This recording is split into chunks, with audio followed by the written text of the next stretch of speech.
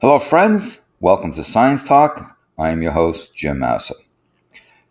I wanted to share with you this paper that has just been accepted for publication. So the full paper has not yet been published. Got to do the usual final edits and typesetting, etc., etc. But the information contained in here is extremely important, and this is why I want to discuss this with you. So this is reviews of geophysics, and the article deals with late Quaternary abrupt climate change in the tropics and subtropics, the continental signal of tropical hydroclimatic events, or THUS. Okay. As you can see here, the article has been accepted for publication, undergone full peer review, but has not been through the copy editing, typesetting, pagination, proofreading process, which may alter a few things. But what is available is the abstract. So I'm going to go through the abstract here that will basically appear in the paper, and then they do a plain language summary. Tropical hydroclimatic events, THEs, characterized by extreme regional rainfall anomalies. Okay? Remember that phrase, extreme regional rainfall anomalies, were a recurrent feature of marine isotope stages MIS 2 to 4 and involved some of the most abrupt and dramatic climate change in the late Quaternary. These anomalies were pervasive throughout the tropics and resulted from the southward displacement of the Hadley circulation and the intertropical convergence zone and its associated convective rainfall, modulated by regional factors. Hadley cell, of course, is an atmospheric circulation pattern that's typically in the subtropical regions. Intertropical convergence zone is out in the Pacific Ocean. And of course, that will affect convective rainfall. Basically, warm air rises, cools, and then precipitation returns back to the surface. Lake sediments, stalagmites, and offshore marine sediments that integrate inland continental conditions provide a comprehensive record of these changes over the past approximately 70,000 years. Vast areas experienced severe drought, while other areas recorded greatly increased rainfall. I'm going to highlight that. Vast areas experienced severe drought, while other areas recorded greatly increased rainfall. You have heard me say in a prior video that dry areas will get drier, wet areas will get wetter. That's what they're saying here. Within the uncertainties of dating, isotopic dating, and these tropical rainfall anomalies occurred very close in time, plus or minus 100 to 1,000 years, 10 squared to 10 cubed, to the deposition of North Atlantic ice-rafted debris, IRD, that defines Heinrich events. The IRD record is a good proxy for the amount and distribution of additional fresh water forcing, which was necessary to bring about a drastic reduction in the Atlantic meridional overturning circulation strength during each HE, hydroclimatic event. Fresh water forcing. As a consequence of this reduction in AMOC and an abrupt expansion in the area of sea ice, cooling of the North Atlantic and adjacent continents took place with a rapid atmospheric response involving the southward displacement of the Intertropical Convergence Zone, the ITCZ, and associated rainfall belts. The climatic consequences of this large-scale change in the Hadley circulation, modulated by regional factors, is clearly recorded throughout the tropics as a series of abrupt and extreme hydroclimatic events. Some of the physical mechanisms that may have played a role in these changes are discussed. Okay, let's take a look at the plain language summary, and then we'll discuss what this means. Many continental paleoclimate records from the intertropical zone show that there were occasional abrupt changes in rainfall across the region that we call tropical hydroclimatic events, THEs. These extraordinary changes in climate occurred throughout the tropics with excessive rainfall in some areas, while at the same time other regions experienced severe drought. These events resulted from large outflows of fresh water into the North Atlantic. The sudden freshening of the subpolar North Atlantic led to a slowdown or cessation in deep water formation, AMOC.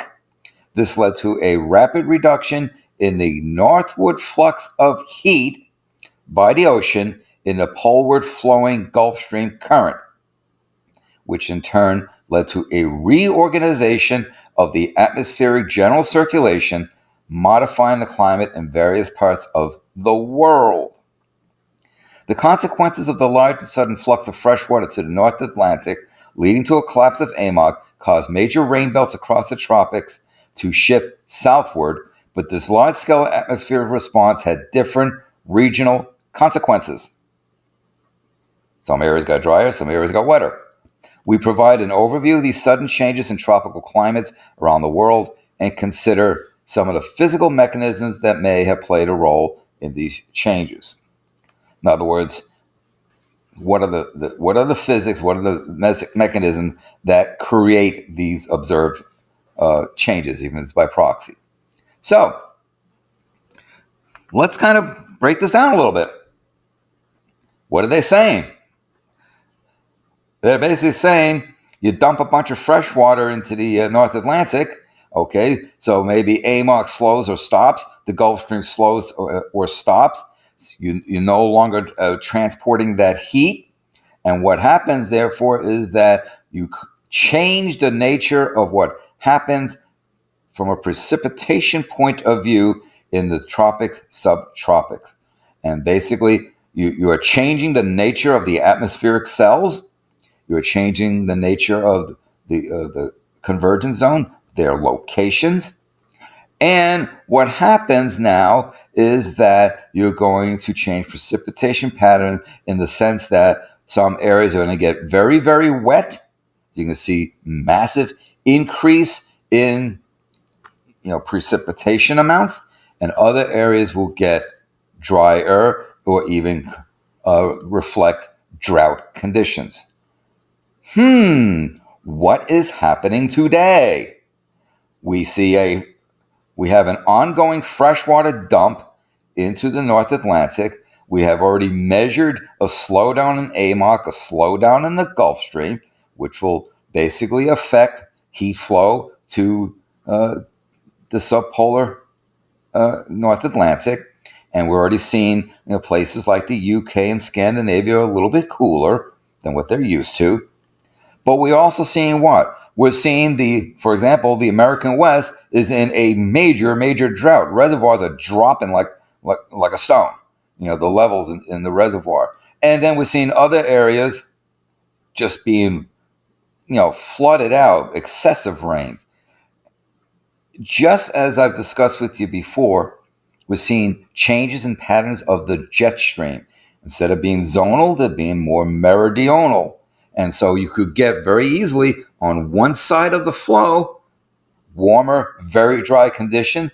On the other side of the flow, cooler, much considerably wetter conditions. Look what happened in Europe this year with parts of Germany being flooded, while on the other side it was hot and dry. So we are already seeing what their data found from about 70,000 years ago. Like anything else, if you want to get an idea of what is going to most likely be happening in the future, look to the past. Now, what are some of the differences from the conditions that they were attempting to recreate from about 70,000 years ago to today? To me, the major difference is the ocean heat content. The oceans are considerably warmer today than they were 70,000 years ago. that will influence. That will influence temperature. That will influence atmospheric flow. What a lot of people don't realize is that they think, oh, the sun heats up the atmosphere and you get these convective cells, warm air rises, cool air sinks, so on and so forth. But what also plays a role in that is what the oceans are doing, the interaction between the ocean and atmosphere. I just saw a paper that I will do a deep dive on in the future, and it looks at trying to tease out natural signals from anthropogenic climate change signal as affecting why there are droughts, or why the droughts appear to be more severe. So it's a very lengthy paper. I'll probably end up splitting that into two videos, but that's going to be coming down in the future. But what I liked about that paper that I will be covering is that they looked at the role of the oceans. A lot of times, atmospheric studies, they just look at the atmosphere and they really do not take into account the role of the oceans. And that, to me, is a mistake, because there is an interaction between the oceans and the atmosphere that, sea surface temperature will affect the atmosphere above it, which will then impact what kind of atmospheric cells create, will affect precipitation patterns, etc. But this is very telling. If you look at this, you can definitely see very similar current conditions taking place. Freshwater dump in the North Atlantic, AMOC Gulf Stream slowing down. We're seeing changes in precipitation patterns. Rainfall belts are changing. We got drought on one side, excessive rainfall on another side. What they saw from 70,000 years ago is pretty much being repeated now. So I hope to be able to read the full paper eventually when it gets published. But I think it's going to be very fascinating. So I wanted to bring this to you to show you that we can learn from the past as to what the future, the near future, may bring us. So stay tuned. Thank you for your time. Hello, folks. This is Jim here with Science Talk, asking you to please subscribe to my channel and to inform others of my channel and of the work that I do. Please share to social media platforms that you use. Also, as a reminder, don't forget to click the bell so that you know when I load up more videos. Finally, I ask that you support the work that I do by becoming a patron at patreon.com. Details in the description box below. Thank you for your support.